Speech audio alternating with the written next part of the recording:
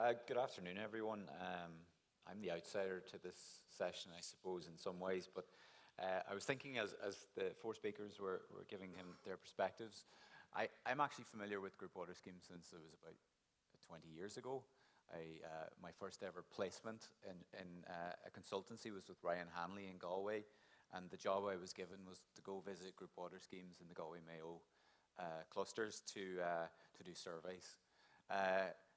That was forgotten about for many years after that placement, I'm not going to lie, until a number of years ago where we started to engage again with the group water schemes and through the Federation. And it's led to the project that I'm going to talk about today on Trace. I'm a lecturer in Trinity for the last number of years. I'm a civil engineer, and I've always had a passion for sustainability, no matter what, in the environment. I suppose maybe it was actually placements like working in Ryan Hanley and engaging with the group water schemes at that time kind of got me into that space.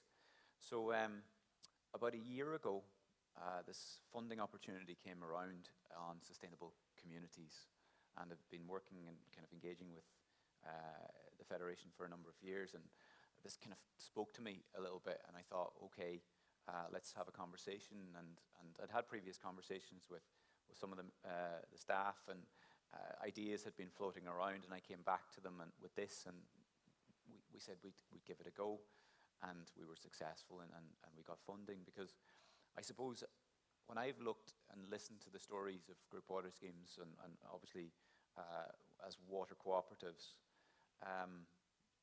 when I think of water, I also think of energy, and I also think of the climate. I think some of our previous speakers have talked about those challenges, and energy means money as well.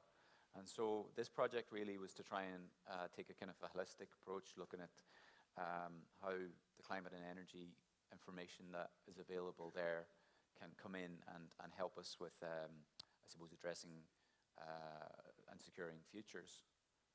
So the idea was essentially, and this figure kind of was just a representative group water scheme, and I think our speakers today have kind of addressed various aspects of the water cycle, whether it's been the water flowing through the pipes or the water in our natural environment. And for me, it's about the connectivity between them. That's really what's important for me in terms of data. So in terms of efficiency, it's amazing to see the improvements, the achievements of group water schemes over the year. But there's always going to be, unfortunately, inefficiencies. And it's usually down to data as the driving force behind improvements. The challenges have been, and will to be, is that data is time and money as well. And so how do we start to think about this as bringing data together, not just for understanding what's happening today, but tomorrow. Although I must admit, I tend to avoid looking at the forecast over the last few weeks, because you know right well it's going to rain tomorrow. But the reality is that kind of future information can help understand where the pressures are coming and how to do so. Having worked on projects around irrigation in Spain, for example, and how sunny it's going to be and how your solar might be efficient, we've kind of tried to think about prediction as part of the solution. So when we started the conversation on this project, we realized that really when it comes to the complexities, you have energy as a huge requirement, you've got complex treatment and pollution systems. Every group water scheme has its own unique approach.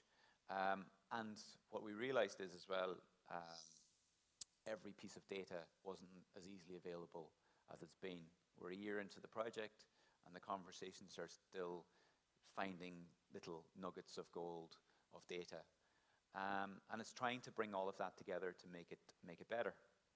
So we kind of proposed that digital is the way forward, and digital is the way that you've clearly embraced in many ways with the likes of SCADA and your network systems. But how do you bring climate data into the problem? How do you bring energy data into the problem to predict things? If you have a pump that's distributing water through your network, you might have a flow meter there. but if you had live energy readings as well, if one of your systems goes down, you can probably tell how much water is flowing through the pump and how it's been distributed, just as a kind of a very simple example. But the vision of the project, I must admit, was a bit naive, as any academic comes to the board. Maybe not any, because I know there's other academics here but we thought it was a simple problem: get the data, go off we go, do some number crunching. And really it was all about bringing it together and finding some ways to be more efficient and help group water schemes. And ideally then make it useful to you. You represent communities, you want to support your communities, and what better way to show them how you're doing? This week we've saved so much water. One of the concerning things that I have on my phone, and I talked about this yesterday with some of the Federation colleagues about your phone, is it tells me how many minutes I've used my phone over the week, and every week it tells me I've used less or more. It's a worrying trend sometimes on how much time we use it, but how are we doing this week compared to last week? These are the kind of questions that we maybe don't ask, but if we did have that information in front of us, we might take more consideration.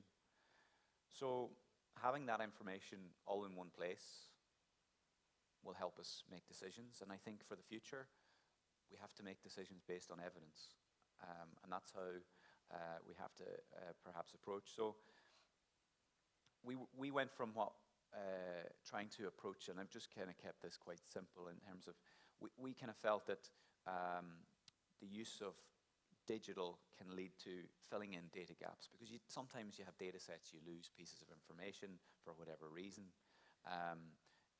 This whole world of artificial intelligence is a rather new area to myself, but it can help fill information if you have the other pieces of the puzzle.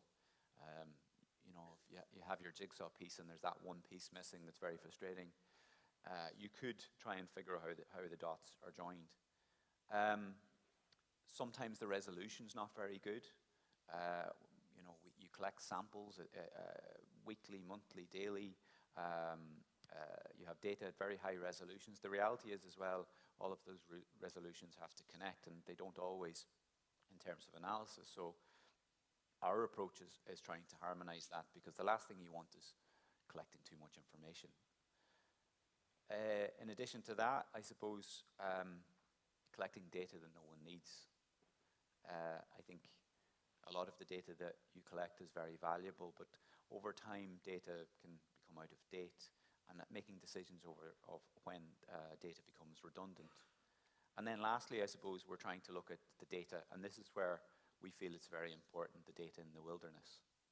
I'm not saying any of the counties in Ireland are the wilderness, but there is data out there that's just a real loss. And this isn't specifically in group water schemes. This is data from other organizations that could be hugely helpful in putting plans together to protect water quality. In fairness, the likes of the EPA maps that we've seen earlier in Ross's slides is a great resource, but there's so much more out there that we could do. In universities, we collect data all the time around the country, wastewater treatment. I do a lot of work with colleagues on domestic treatment systems, weather stations, we've talked about that. There's so much wealth of information out there, but it's just not all together. And what we're trying to do is figure out how we move towards that. So what stage we're at and how are we going to do that? That's the reality. So the TRACE project thought that maybe the data was there in the beginning, but we've come to the realization that, well, we might need to collect some of this somehow. I visited some of your communities over the years. I've had quite a few cups of tea, and I think I joked yesterday that I've never been offered coffee though. But in reality, I found that there's a lot of great data on books and on paper and not necessarily in the digital world. And the digital world is a scary place for many, but a lot of us see the value of it. And how can we create something that helps you all, and it's trying to help you all collect information in a clever way. So at the minute, we're about to prepare this application. It's like going looking on a web page, not an app in the sense of it being downloadable, but you go on a web page. And you can set up a form like you would have in collecting data manually that you may already do. And that form, once it's set up, every day you go out, tick the box, collect the information, and it all can be just downloaded every week, month, or whatever period you want to do. Now that might seem worrying, scary, and not business as usual, but we're not trying to make something that's more complicated. We're trying to figure out easy ways to give it to you, but I suppose we are trying to embrace digital data and moving beyond paper. I tend to be a person who doesn't like books. I even was a nerdy person sitting over there on my laptop rather than having a piece of paper in front of me. And I took my notes after the 4 speakers and put it on my phone, but I don't want to spend 10 seconds putting in my pin to remind myself what really interesting things the former speakers have said. But there is a value in digital, maybe not now for me, but it's about how we approach that and how it could be useful for you. And I think there is some challenges with reporting and other things coming in the future, so how does digital data help that? The reason we're creating this app in a form way is to keep it as simple as possible and flexible, because I recognize from our speakers today, you collect different sets of data, you're at different levels of advancement, and so the form is to fit your needs, or forms. It's not meant to add workload, it's really meant to simplify it in the long run. And then, and this is the part that the project in the future, it's about sharing. Not all of it, maybe even very little of it, but to whom? Maybe you want to just give it back to your committees, a kind of a report of the month, and this is where we've been at. Having it all in that format might make that journey a little bit easier. But at the end of the day, this is your data. The app is really just a conduit to making life a little bit easier. I hope it does make it easier. And I really happy to have conversations around that into the future. I suppose where I see it though is the impact of having data all in one place has multiple levels of value.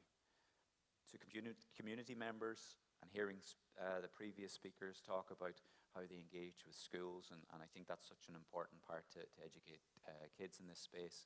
You know, showing them information. It might not be giving them access to anything, but you know, being able to show them a graph. Kids are massively astute when it comes to tech nowadays.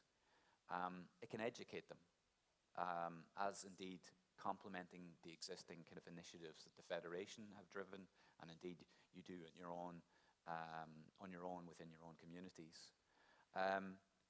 Then at a higher level, maybe making decisions, helping making decisions, having the evidence to help to fill forms out, to get grants, and so on.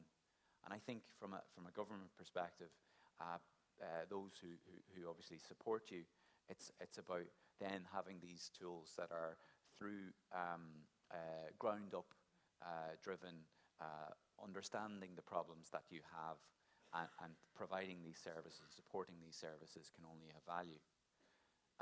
Because really, coming from a rural community myself, I've never really, and obviously you may recognize that I don't live in the countryside, maybe because I'm working in Dublin now, but it took me many years to realize that I wouldn't be living in the countryside if I didn't have a tap. Although I know previous generations did that. And taking that resource for granted is something that maybe as a city person you might take it for granted. But water is fundamental. But for me, the energy and the costs are something that we can't disconnect from that. And from a sustainability and an environmental perspective, the impacts of the climate, I think we all would like to, summer of 2018, maybe just for a few days. That's something that perhaps we may not be on the right side of into the future. That's the unknown that we're dealing with. And dry periods come in strange ways in this country as well.